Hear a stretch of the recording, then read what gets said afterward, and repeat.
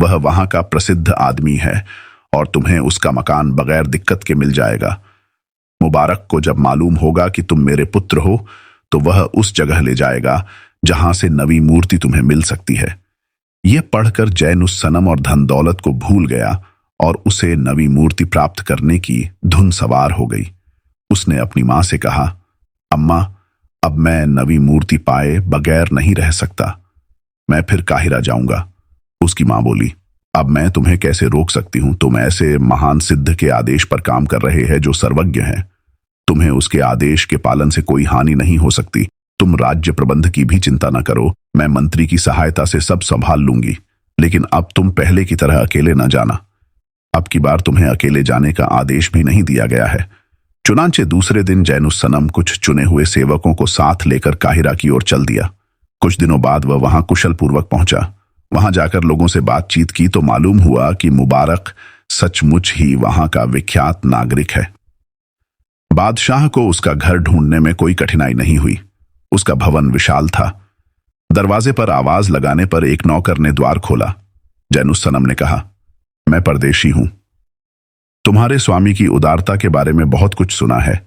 मैं चाहता हूं कि उनका मेहमान बनूं। नौकर ने अंदर जाकर अपने स्वामी को यह बताया और उससे आदेश पाकर जैनुस सनम और उसके आदमियों को अंदर ले गया। जैनुस सनम ने देखा कि वह मकान अंदर से और भी शानदार था। एक सजी हुई दालान में मुबारक उसकी प्रतीक्षा कर रहा था। उसे देखकर मुबारक ने उठकर सलाम किया और पूछा कि आप कौन हैं, कहां से आए हैं? जैनुस सनम ने कहा, तुमने मुझे पहचाना नहीं। मैं बसरा के स्वर्गवासी बादशाह का पुत्र जैनुस सनम हूं। मुबारक ने कहा, मैं तो स्वर्गवासी बसरा नरेश का कृतदास हूं, लेकिन मैंने आपको नहीं देखा। आपकी उम्र कितनी होगी? जैनुस सनम ने कहा कि मैं 20 वर्ष का हूं। मुबारक ने कहा, ठीक है, मैं 22 वर्ष पूर्व बसरा से यहां आया था, लेकिन फिर भी मैं आश्वस्त हो जाना चाहता हूं कि आप उसी बादशाह के पुत्र हैं। क्या आप कोई बात ऐसी बता सकते हैं जिससे इस विषय में मेरी तसल्ली हो जाए? जैनुस सनम ने कहा, कुछ दिन पहले एक स्वप्न देखकर मैंने अपने पिता के पुराने महल में खुदाई की थी। मुझे उसमें अशर्फियों से भरी हुई 40 देंगें मिली। मुबारक ने पूछा कि आपने इन देंगों के अलावा और कुछ देखा? जैनुस सनम ने कहा, एक सोने की चाबी से मैंने एक दरवाजा खोला तो उस कक्ष में मैंने 8 स्वर्ण स्तंभों पर रखी हुई मानवाकार हीरे की मूर्तियों को देखा। नवां खंभा भी सोने का था, किंतु उस पर कोई मूर्ति नहीं थी। उस पर एक सफेद रेशमी कपड़ा मड़ा था जिस पर मेरे पिता की हस्तलिपि में लिखा था कि नवी मूर्ति सबसे अच्छी है और अगर तुम उसे पाना चाहो तो काहिरा में मुबारक के पास जाओ। मुबारक यह सुनकर उसके पांव पर गिरकर बोला, निस्संदेह आप मेरे स्वामी हैं। मैं आपको इच्छित स्थान पर अवश्य ले जाऊंगा, किंतु अभी आप थके हैं, 2-4 दिन आराम करें। मैंने काहिरा के प्रमुख व्यक्तियों को भोज दिया है, आप भी वहीं चले। जैनुस सनम ने सहर्ष यह स्वीकार कर लिया।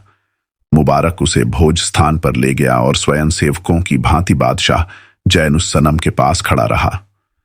वहां उपस्थित लोग ताज्जुब से देखने और एक दूसरे से पूछने लगे कि यह कौन है जिसकी मुबारक दासों की भांति सेवा कर रहा है।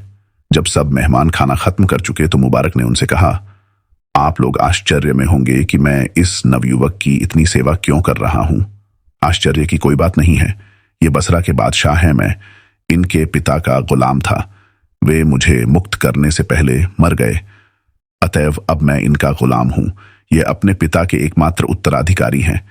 इस पर जैनुस सनम ने कहा, मैं इस उपस्थित समूह के समक्ष घोषणा करता हूं कि मैंने इन्हें अपनी दासता से मुक्त किया।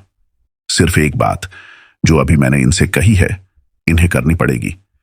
ये सुनकर मुबारक ने सिर झुकाकर शाहजादे का आभार प्रकट किया। इसके बाद मदिरा का दौर चला।